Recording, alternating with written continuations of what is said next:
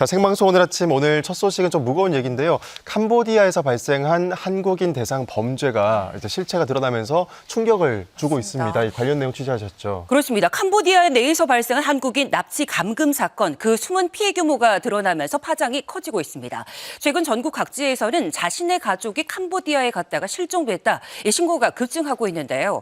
범죄 조직이 왜 한국인을 노린 것인지 심층 취재했습니다. 최근 캄보디아에서 한국인을 대상으로 한 범죄가 발생하고 있습니다. 하루에도 몇 번씩 쏟아지는 캄보디아 내 한국인 납치 실종 사건.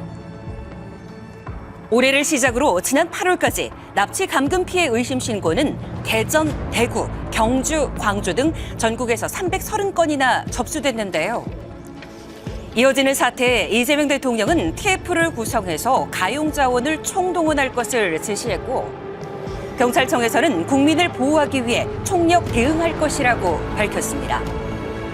외교부는 프롬펜 등의 여행 자제, 시아누크빌에는 특별주의보를 발령한 지금. 제 옆구리에 칼을 들이밀고 검정색 마스크에 검정색 모자 쓴 사람이 제 목을 조르게 돼요. 너 여기 다 알고 왔지 않냐 하면서. 인터넷에서 캄보디아 현지 디자이너를 구한다는 글을 본 김 씨는 비행기표와 사흘에 300만 원을 벌 수 있다는 조건을 보고 캄보디아로 떠나기로 결심했답니다. 그러나 현실은 달랐습니다. 여권과 소지품, 통장에 있던 1,800만 원을 빼앗긴 채 알 수 없는 곳으로 끌려갔다는 김 씨. 한국인들이 바닥에 다 엎드려 있는 거예요. 그래서 컴퓨터가 쫙 세팅이 되어 있고 저한테 대안적 조사를 하라고 하더라고요. 수많은 한국인이 있던 그곳은 바로 고수의 일자리를 빌미로 한 캄보디아 범죄 단지였습니다. 저희 이름은 절대 공유하면 안 돼요. 제가 23호였어요. 7호 밥 먹어. 23호 밥 먹어. 모든 게 다 숫자로 불렸어요. 이름 대신 불리던 숫자. 이런 상황에서 이들을 더 힘들게 만든 건 따로 있었다고 합니다. 얼마나 무서웠을까요? 전기 지짐이도 계속하고 이제 걸어다닐 정도로까지만 고문을 하고 걸어다니지 못할 정도로 엉덩이가 터질 때까지 계속 때렸거든요. 충격적이에요. 감금과 폭행, 김 씨가 겪은 일은 범죄 조직이 모인 이 단지 안에선 사실 특별한 일은 아니었다고 합니다. 전기로 찢어진 거예요?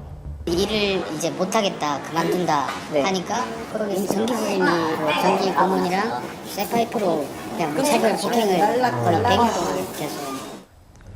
비슷한 시기 고수익 보장 구인 공고를 보고 캄보디아로 향한 최 씨와 전 씨.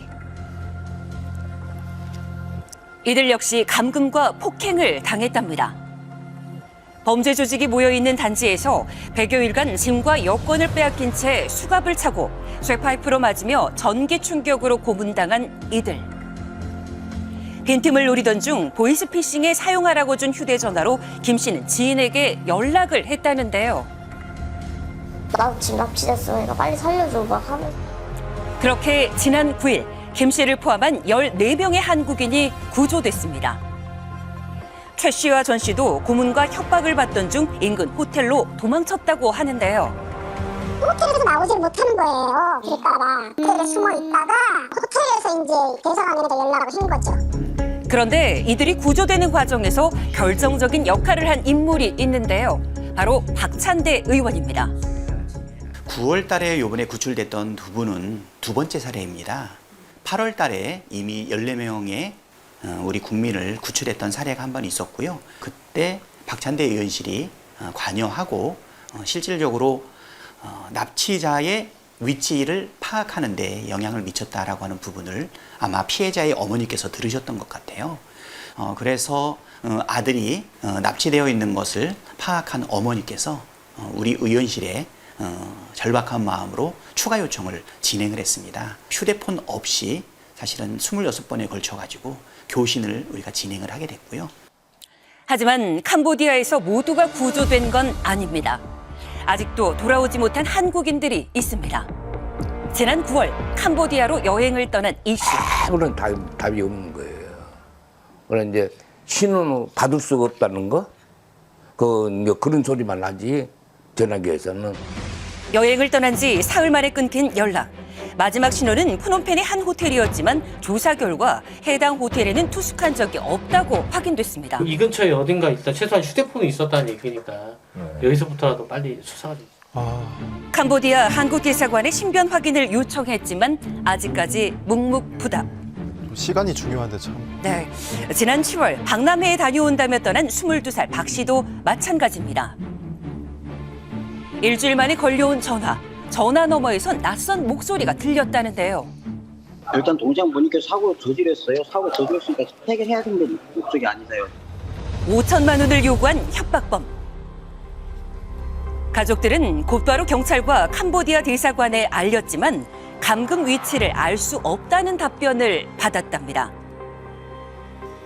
그러나 캄보디아 내무부는 사실과 다르며 당국에는 어떤 항의나 정보도 접수되지 않았다고 주장한 상황인데요. 그리고 2주 뒤 캄보주 보코산에서 아들의 시신이 발견됐습니다. 어떡해. 이곳은 웬스라고 불리는 범죄 단지가 있는 곳으로 한국인 납치 감금이 빈번한 지역입니다.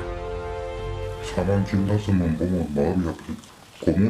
고문으로 인한 심장마비라는데 그 얼마나 저를 고통스럽게 저기해갖고. 사건 발생 2달이 지나서야 현지 경찰은 한국인 대학생에 대한 살인 혐의로 중국인 3명을 구속 기소했습니다. 하지만 문제는 이들이 조직화된 범죄 조직이라는 점인데요. 국제인권단체에서 파악한 캄보디아 전역에 있는 범죄단지는 53곳으로 거대 규모인 상황. 그런데 아직 아들의 시신은 캄보디아에 있습니다. 냉동고에 지금 계속 그렇게 놔두면 공무로서 진짜 뭐 어떻게 할 도리가 혹시라도 내일이라도 돌아올 수 있을까 그 생각만 하고.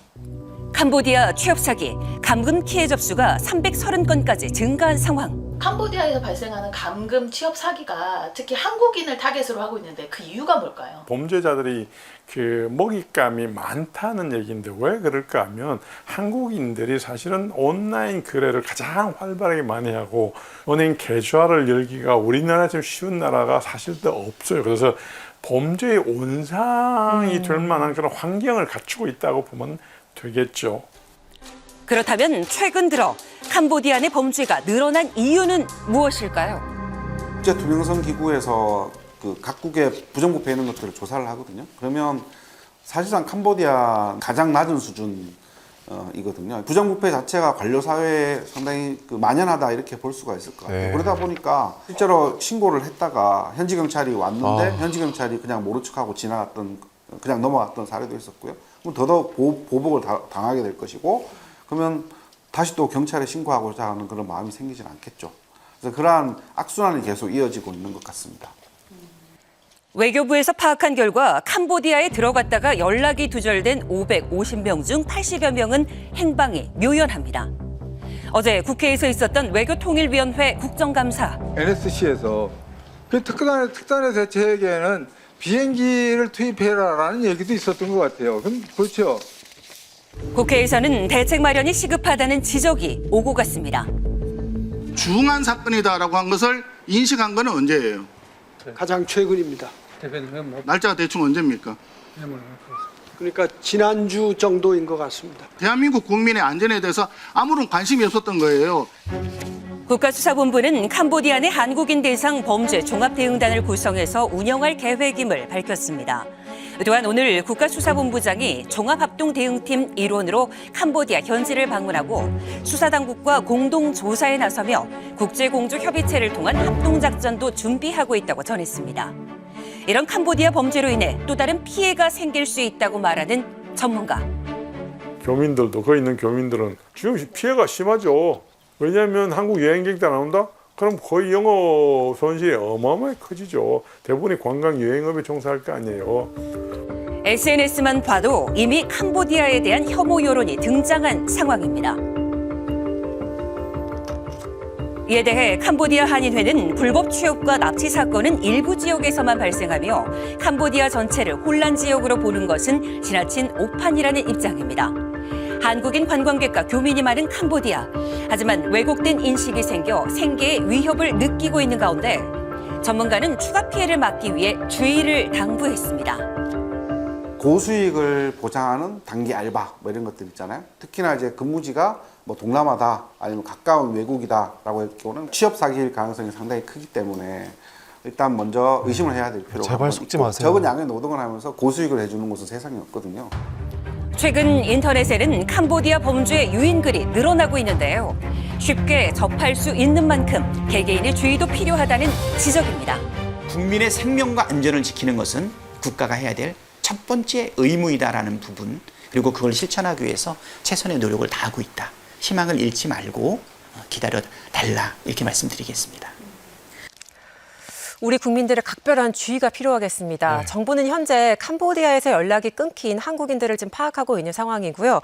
일단 범죄에 연루됐다는 혐의를 받고 현지에 구금된 한국인 63명을 전부 송환하겠다고 밝혔습니다. 네, 그 범죄 단지 위치가 일반인도 알 정도로 노출돼 있는 경우도 있는데 네. 왜 못 잡느냐 하는 건데 이게 결국 그 현재 부패한 관료 체계도 있고 또 이 범죄 단지의 그 규모 자체가 되게 큰 거죠. 그렇습니다. 현재 400여 개의 범죄 단지가 이를 것으로 예상하고 있는데 네. 그 규모는 천차만별이라고 합니다. 그리고 그 범죄 조직 안에서 로맨스 스캠이나 뭐 비상장 주식, 해외 선물 사기 등의 사건이 발생하고 있습니다. 네. 저희 방송을 통해서도 여러 차례 전해드렸던 이 공공기관 사칭 사건이나 이 정치인 사칭 노쇼 사건 기억하실 텐데 네. 전국적으로 피해 규모가 컸지만 아직 범인이 검거됐다라는 이야기가 들리지 않습니다. 그 이유가 바로 이런 범죄 단지 안에서 범행이 이루어졌기 때문이다라는 분석도 나오고 있습니다. 네. 지금 피해는 현재 진행형입니다. 특히나 SNS에서 고수익 해외 채용이라는 말에는 절대 현혹돼서는 안 되겠고요. 네. 저희 제작진도 계속해서 취재해서 관련 이야기들 전해드리겠습니다. 네.